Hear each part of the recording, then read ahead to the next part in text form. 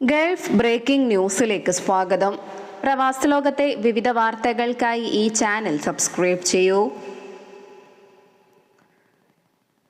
ദേശീയ കായിക ദിനത്തിൽ ഖത്തർ ഒളിമ്പിക് കമ്മിറ്റി പൊതുജനങ്ങൾക്കായി ഹാഫ് മാരത്തൺ സംഘടിപ്പിക്കുന്നു. 10 വയസ്സിന് മുകളിൽ പ്രായമുള്ള കുട്ടികൾ ഉൾപ്പെടെയുള്ളവർക്കും പങ്കെടുക്കാം. ദേശീയ കായിക ദിനമായ ഫെബ്രുവരി 11-ന് ലുസൈൽ ബൊളേവാർഡിലാണ് മാരത്തൺ. ലുസൈൽ ടവറിനും ലുസൈലിനും ഇടയിലായിരിക്കും റേസ് നടക്കുക. രാവിലെ 6:30 മുതൽ 9:30 വരെയാണ് റേസ് നടക്കുന്നത്. 10,000 മുതൽ 20,000 റിയാൽ വരെയാണ് സമ്മാന തുകകൾ. ജനുവരി 12-ന് നടക്കുന്ന ദുബായ് മാരത്തൺ 2025 കാരണം ദുബൈയിലെ പല സ്ഥലത്തും ഗതാഗതം മുടങ്ങും. ചില റോഡുകൾ അടച്ചിടുന്നതിനാൽ യാത്രയുടെ റൂട്ടുകൾ മുൻകൂട്ടി പ്ലാൻ ചെയ്യണമെന്ന് Dubai Roads and Transport Authority അറിയിച്ചു. നഗരത്തിലെ ഏറ്റവും അഭിമാനകരമായ കായിക ഇനങ്ങളിലൊന്നിൽ മത്സരിക്കാൻ ലോകമെമ്പാടുമുള്ള ആയിരക്കണക്കിന് അത്ലറ്റുകളാണ് ദുബായിലെത്തുക.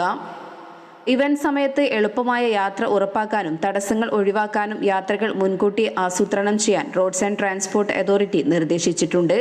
ഇന്ന് അർദ്ധരാത്രി മുതൽ അൽവാസൽ സ്ട്രീറ്റിനും ജുമൈറ സ്ട്രീറ്റിനും ഇടയിലുള്ള ഉമ്മു സുഖീം സ്ട്രീറ്റിന്റെ ഒരു ഭാഗം ഗതാഗതത്തിനായി അടച്ചിടും. റേസ് റൂട്ടിൽ ഗതാഗതം നിയന്ത്രിക്കും. ജുമൈറ സ്ട്രീറ്റിലും King Salman bin Abdul Aziz Al Saud സ്ട്രീറ്റിലും നിയുക്ത വാഹന ക്രോസിംഗ് പോയിന്റുകൾ ഉണ്ടാകും. ഓട്ടക്കാർ കടന്നു പോകുന്നതോടെ 2 തെരുവുകളിലും ഒരു പാത തുറക്കും. സൗദി അറേബ്യയിലെ വിദേശ തൊഴിലാളിക്ക് ഫൈനൽ എക്സിറ്റ് വിസ ലഭിക്കണമെങ്കിൽ ഇഖാമക്ക് കുറഞ്ഞത് 30 ദിവസത്തെ കാലാവധി ഉണ്ടായിരിക്കണമെന്ന് ജനറൽ ഡയറക്ടറേറ്റ് ഓഫ് പാസ്പോർട്ട് അറിയിച്ചു. ഇനി തൊഴിലാളിയുടെ ഇഖാമയുടെ കാലാവധി 30 ദിവസത്തിൽ കുറവാണെങ്കിൽ തൊഴിലാളിക്ക് ഫൈനൽ എക്സിറ്റ് വിസ ലഭിക്കണമെങ്കിൽ തൊഴിലുടമയും കുടുംബനാഥനും ഇഖാമ പുതുക്കണമെന്നും ജവാസാത്ത് ആവശ്യപ്പെട്ടു. രാജ്യത്തിന് പുറത്തായിരിക്കുമ്പോൾ തന്നെ പ്രവാസികൾക്ക് അവരുടെ എക്സിറ്റ് റിട്ടേൺ വിസകൾ നീട്ടാൻ കഴിയുമെന്നും അധികൃതർ അറിയിച്ചു. പ്രവാസിയുടെ ഐഡിയുടെ കാലാവധി 30 ദിവസത്തിൽ കൂടുതലും 60 ദിവസത്തിൽ കുറവുമാണെങ്കിൽ ഫൈനൽ എക്സിറ്റ് വിസ ലഭിക്കുമെങ്കിലും വിസയുടെ കാലാവധി ഇഖാമയുടെ ശേഷിക്കുന്ന സാധുതാ കാലയളവിലേക്ക് മാത്രമായിരിക്കും. ഇഖാമയുടെ കാലാവധി 60 ദിവസമോ അതിൽ കൂടുതലോ ആണെങ്കിൽ 60 ദിവസത്തെ കാലാവധിയുള്ള ഫൈനൽ എക്സിറ്റ് വിസ നൽകുമെന്നും ജവാസാത്ത് വ്യക്തമാക്കി. ആഭ്യന്തര മന്ത്രാലയത്തിന്റെ ഇലക്ട്രോണിക് സേവന പ്ലാറ്റ്ഫോമായ അബ്ഷിർ ബിസിനസ് വഴിയും മുഖ്യം പോർട്ടൽ വഴിയും തൊഴിലുടമയ്ക്കും കുടുംബനാഥനും അവരുടെ തൊഴിലാളികൾക്കും അവരുടെ തൊഴിലാളികളുടെ ആശ്രിത കുടുംബാംഗങ്ങൾക്കും ഫൈനൽ എക്സിറ്റ് വിസ നൽകാമെന്നും ഈ ഇലക്ട്രോണിക് സേവനം സൗജന്യമാണെന്നും യാതൊരു ഫീസും നൽകാതെ തന്നെ ഇതിന്റെ പ്രയോജനം നേടാമെന്നും ജവാസാത്ത് കൂട്ടിച്ചേർത്തു. യുഎഇയിലെ സർക്കാർ സ്വകാര്യ സ്ഥാപനങ്ങൾ വീട്ടിൽ നിന്നുള്ള ജോലി ഉൾപ്പെടെയുള്ള റിമോട്ട് വർക്ക് സമ്പ്രദായം കൂടുതലായി ഉപയോഗപ്പെടുത്തണമെന്ന് യുഎഇയിലെ artificial intelligence digital economy remote work application സഹമന്ത്രി ഉമർ സുൽത്താൻ അൽ ഉലമ ആഹ്വാനം ചെയ്തു. ഇക്കാര്യത്തിൽ മികച്ച നിയമനിർമ്മാണത്തിനുള്ള തയ്യാറെടുപ്പിലാണ് യുഎഇ എന്നും അദ്ദേഹം എടുത്തു പറഞ്ഞു.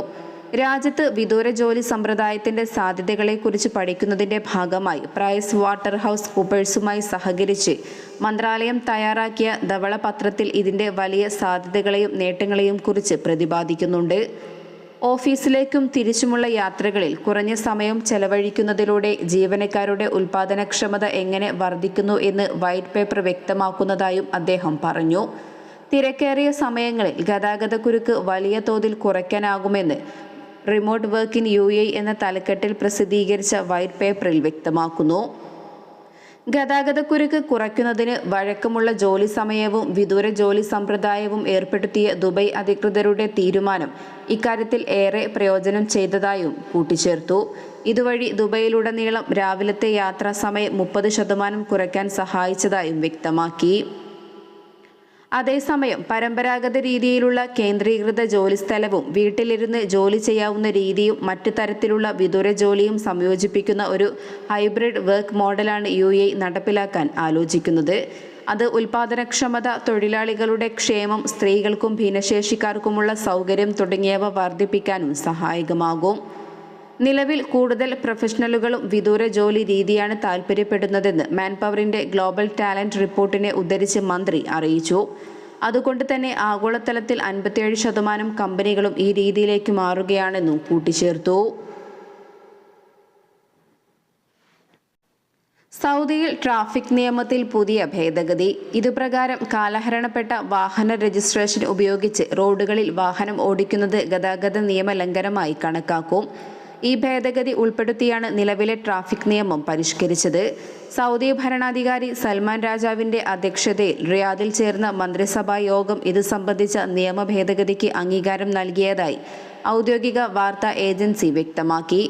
ഭേദഗതി പ്രകാരം ട്രാഫിക് നിയമത്തിലെ ആർട്ടിക്കിൾ 71 റദ്ദാക്കുകയും ചെയ്തു. ഇതോടെ ഡ്രൈവിംഗ് ലൈസൻസും വാഹന രജിസ്ട്രേഷനും പുതുക്കുന്നത് വൈകിയാൽ ഓരോ വർഷത്തിനും അതിന്റെ ഭാഗത്തിനും 100 റിയാൽ വീതം പിഴ ഈടാക്കും. ഇതിനുള്ള പരമാവധി പിഴ 300 റിയാലായും വ്യവസ്ഥ ചെയ്തിട്ടുണ്ട്. ലൈസൻസ് കാലഹരണപ്പെട്ട തീയതി മുതൽ 60 ദിവസത്തിന് ശേഷമാണ് പിഴ ചുമത്തുക. ഇതിനു പുറമെ അക്കൗണ്ടിംഗ്, ഓഡിറ്റിംഗ്, പ്രൊഫഷണൽ പ്രവർത്തനങ്ങൾ എന്നിവയിൽ സഹകരിക്കുന്നതിനും കള്ളപ്പണം വെളുപ്പിക്കൽ, ഭീകരവാദം എന്നിവയുമായി ബന്ധപ്പെട്ട രഹസ്യാന്വേഷണ വിനിമയ സഹകരണത്തിനുമായി comptroller and auditor general of ഇന്ത്യയുമായി Saudi general court of audit ഒപ്പുവെച്ച 2 ധാരണാപത്രങ്ങളും ഇന്നലെ ചേർന്ന മന്ത്രിസഭാ യോഗം അംഗീകരിച്ചു. പെട്രോളിയം, പെട്രോ കെമിക്കൽ ഉൽപ്പന്നങ്ങളുടെ പുതിയ നിയമത്തിനും യോഗം അംഗീകാരം നൽകുകയുണ്ടായി. Saudi centre for vaccine and protein ട്രീറ്റ്മെന്റിന്റെ നിർമ്മാണവും സ്ഥാപനവും പൂർത്തിയാക്കുന്നതിനുള്ള ചുമതലകൾ King Abdullah university of science and ടെക്നോളജിക്ക് നൽകാനും മന്ത്രിസഭാ യോഗം തീരുമാനിച്ചു. സൗദി അധികൃതരും പുതിയ സിറിയൻ ഭരണകൂടത്തിലെ ഉന്നതതല പ്രതിനിധി സംഘവും തമ്മിൽ അടുത്തിടെ നടത്തിയ ചർച്ചകൾ ഫലവത്തായിരുന്നു എന്നും ക്യാബിനറ്റ് യോഗം വിലയിരുത്തി. സിറിയൻ ജനതയ്ക്ക് മാനുഷിക സഹായങ്ങൾ തുടരും. സിറിയയുടെ സുരക്ഷയ്ക്കും സ്ഥിരതയ്ക്കും സൗദി അറേബ്യയുടെ പിന്തുണയും കൗൺസിൽ ആവർത്തിച്ചു.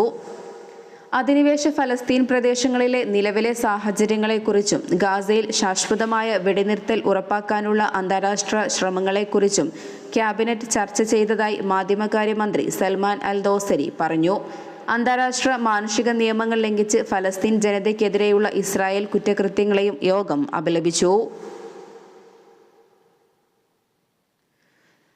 പ്രവാസികൾക്കുമേൽ വലിയ തോതിൽ തിരിച്ചടിയാകുന്ന തീരുമാനവുമായി കുവൈറ്റ് ഭരണകൂടം. പ്രവാസികളുടെ വിസ ഇടപാടുകളുമായി ബന്ധപ്പെട്ട ഫീസുകൾ വർദ്ധിപ്പിക്കുന്ന കാര്യം അധികൃതരുടെ സജീവ പരിഗണനയിലാണ്. പുതിയ റെസിഡൻസി വിസിറ്റ് വിസകൾ എടുക്കുന്നതിനും അവ പുതുക്കുന്നതിനും ഉൾപ്പെടെ നിലവിൽ ഈടാക്കുന്ന ഫീസ് വർദ്ധിപ്പിക്കാനാണ് അധികൃതർ ആലോചിക്കുന്നത്. കുവൈറ്റ് ധനമന്ത്രിയും സാമ്പത്തിക കാര്യ നിക്ഷേപ സഹമന്ത്രിയുമായ നൂറ അൽ ഫാസമാണ് ഇക്കാര്യം അറിയിച്ചത്. സ്കൈ ന്യൂസ് അറേബ്യയ്ക്ക് നൽകിയ അഭിമുഖത്തിലായിരുന്നു മന്ത്രിയുടെ ഈ വെളിപ്പെടുത്തൽ.